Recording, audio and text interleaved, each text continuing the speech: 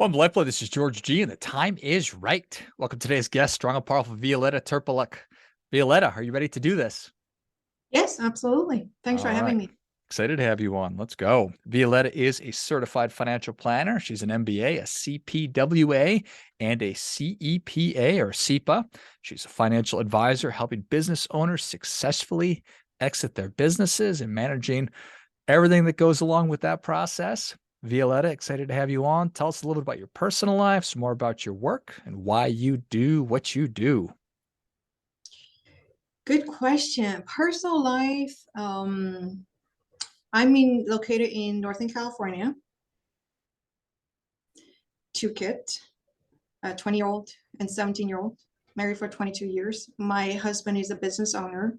I came from a business owner background. That's part of what I do. I was born in China.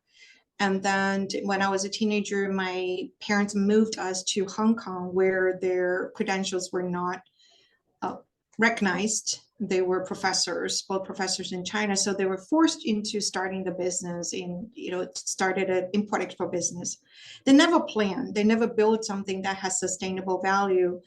When I was growing up, I overheard a lot of conversation about tight cash flow, employee issues, business development issues, banking issues.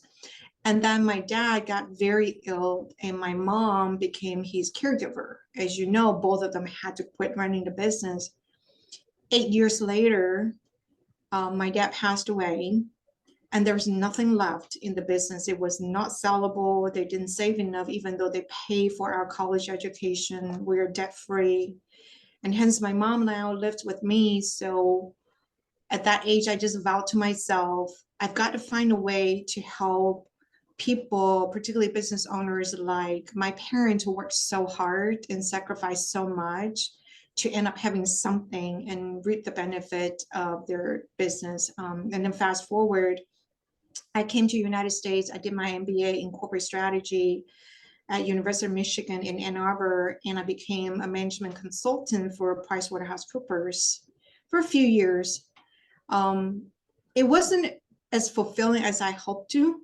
So in 2022, I became a personal financial planner. I felt that I find a lot more meaning in working with individuals and business owners who share the values with me, and also to answer my childhood vow to find my calling in working with business owners and retirees to help them live, their fulfilling life and passing down legacy. Well, I appreciate that very much. Why is it that business owners fail to plan for contingencies or for exits? Yes. Hence, I talk about, the pitfalls, but I can just pivot into that topic. I think there's quite a few reasons, having lived through my parent failure, and I am a business owner too. I own my practice. I see some patterns there. One thing is that a lot of business owners think that exit, quote unquote, exit is a one-time event far into the future. It's not an ongoing process, right? So they never, if you know that you think that your exit is 10 years from now, why start now? That's one. The second is that they only think that they only consider the planned exit, or I call it a vertical exit. And they forget that things can happen to them, such as we call the 5Ds as CEPA, right? The death, disability, divorce, distress, and disagreement, which could happen tomorrow. And that means that their exit can be involuntary, or what I call horizontal exit. They don't think about that. They think they're invincible. Everything can be planned. And then the third reason of the third pitfall is that it's just life or business gets in the way. They just want to solve the short-term problem. Usually it's cash flow, profitability, employee issues, government regulation, even real estate, rent, office leases. The exit is something that's so far into the future, they tend to just procrastinate on that. And there's so many reasons why they procrastinate. Part of that is probably just lack of knowledge, right? We think as CEPA, exit strategy is good business strategy. It's a way you should run your business, right? The fourth pitfall is that they think business exit is only a business decision. However, as small business owners, the business exit is actually a very personal decision, such as our emotional readiness, our personal financial readiness. So when they bucket them in the business decision, they don't tie that with the personal retirement. They feel like, well, I just keep running the business, right? And then the last pitfall, one of the last pitfall is they just have no professional people to help them. A lot of them will say, oh, I'm going to have this insurance agency to do my workers' comp, or I have a commercial real estate, or I have a moving company, I have a technology company, just very fragmented. Nobody is really looking at the 30,000-foot look, particularly looking at both the personal and business financial issues to give them that guidance. I think it's just lack of professional support. Those are compelling reasons. Certainly, it's hard to start a business. It's hard to get it up and running. It's hard to have a successful business. So that really occupies a lot of the time and the attention and the headspace. That doesn't surprise me at all. Yeah, the Exit Planner Institute actually did studies. They call the State of the Owner Readiness Study. And they said that in this study, it shows that 50% of business owners are over the age of 55.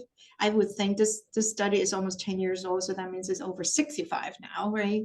And most of them will need to exit in the next 3 to 10 years.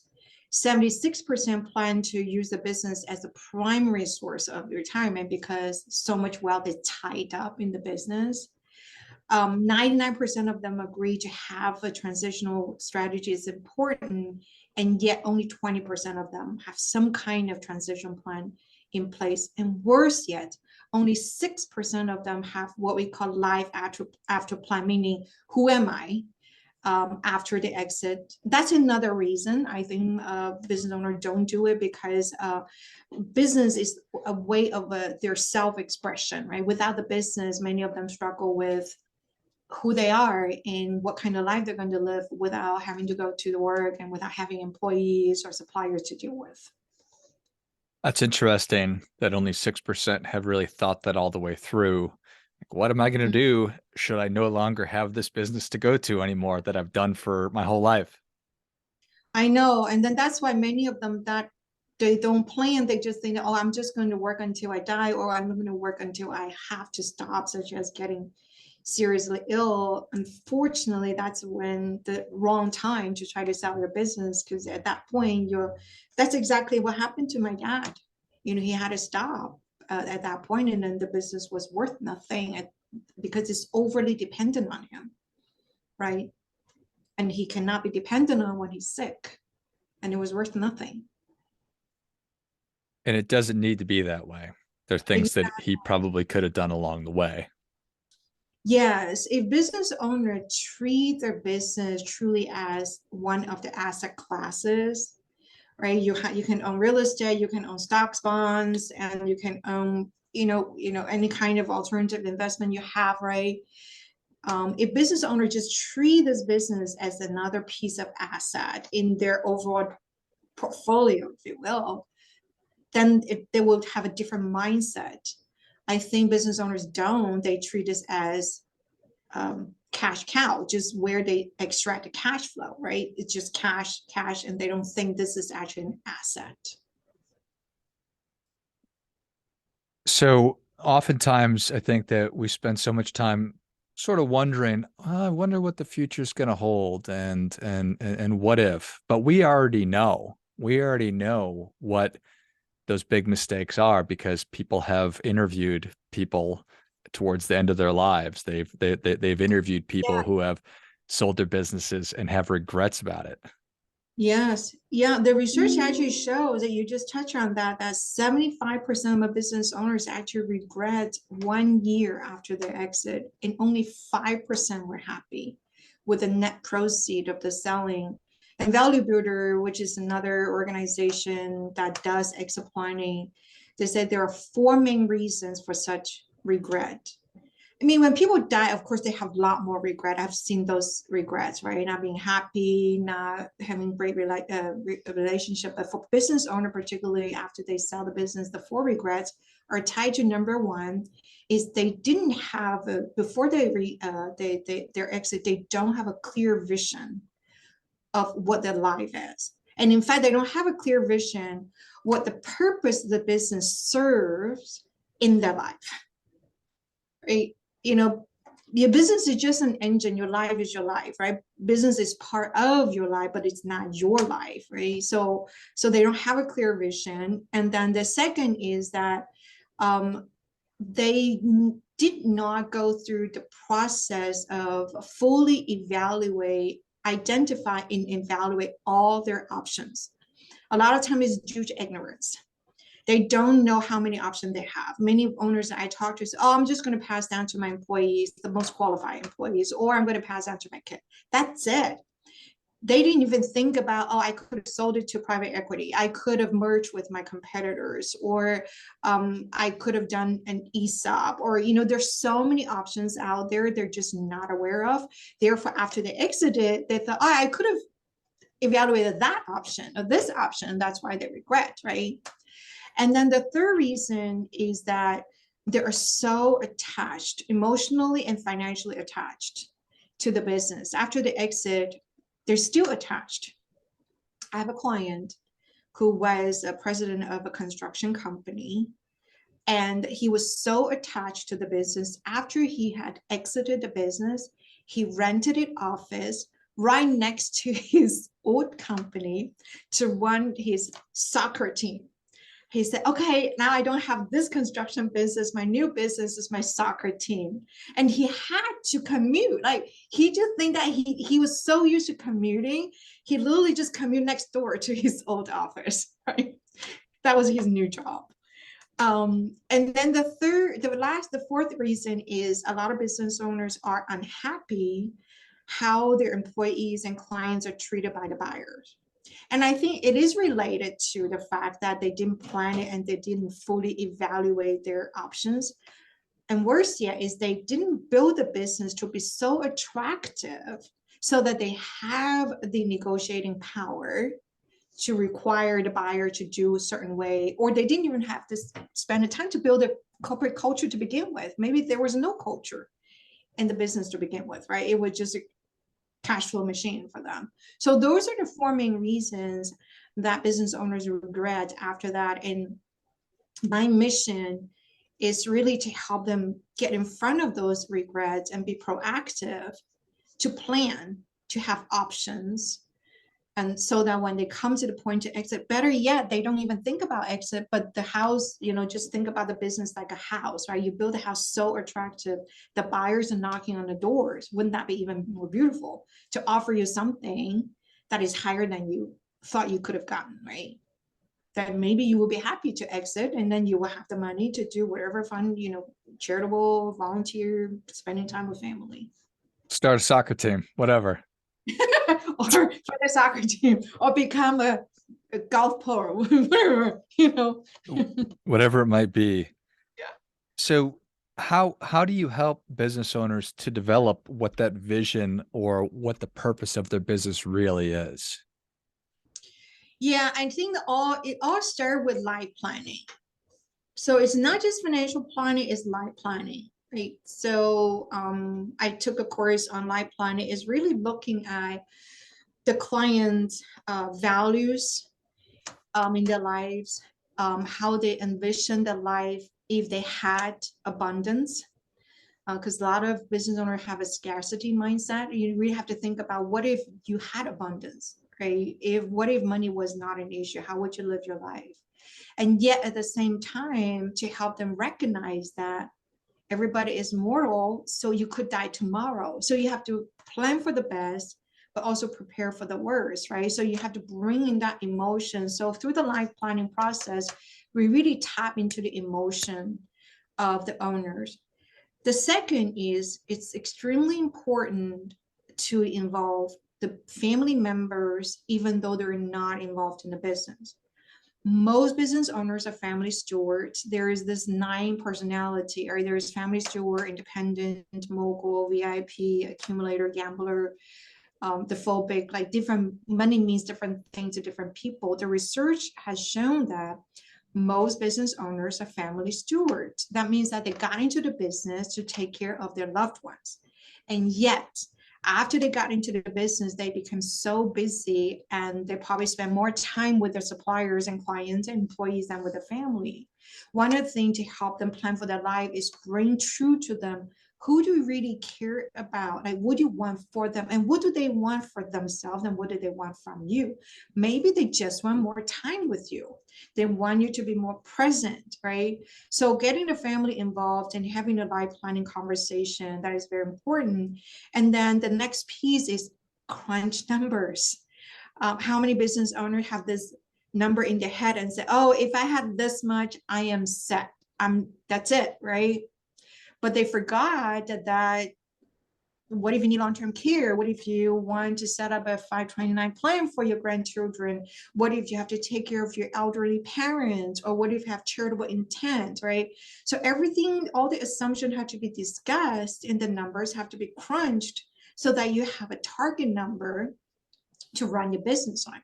And again, I call this the inside out approach, right? Look at yourself first, look at your family first, then use your business as the engine to fuel yourself and fuel your business, because you only have one of you, you only have hopefully only one family, but you could have multiple businesses, right? So I think that just having downtime and having that conversation with the family, particularly the spouse, is extremely important, and writing them down. Write the personal goals down. That makes a lot of sense. It's such a Mhm. simple thing, but it's so hard for human beings to think about and write down goals. Why is that so hard? I know, I know. I would bet if you ask business owners to write down their goals, 9 of the 10 are business goals. They can easily tell you, oh, I want this revenue, I want this kind of growth, I want this many employees, I want this many clients. But a lot of business owners don't spend time writing down the personal goals. I want this much time for vacation, I want this much personal wealth.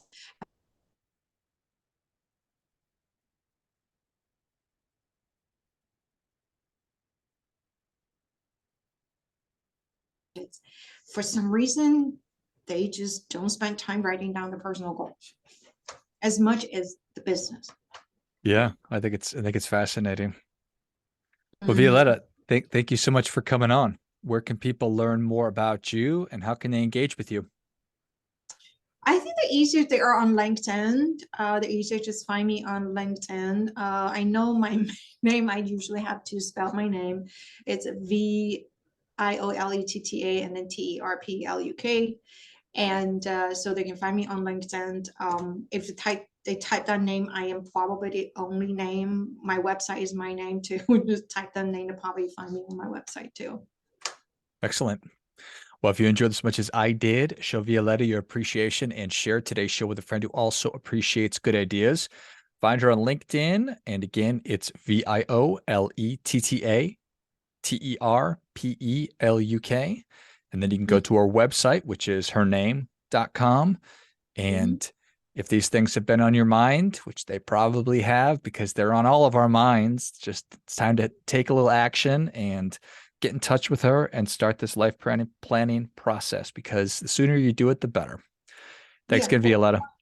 Yeah, or find any financial planner. I would say any CFP, they will be able to at least have that conversation with it. Excellent. Yep. Well, Good. thanks again, Violetta. All right. Thanks, George. And until next time, remember, do your part by doing your best.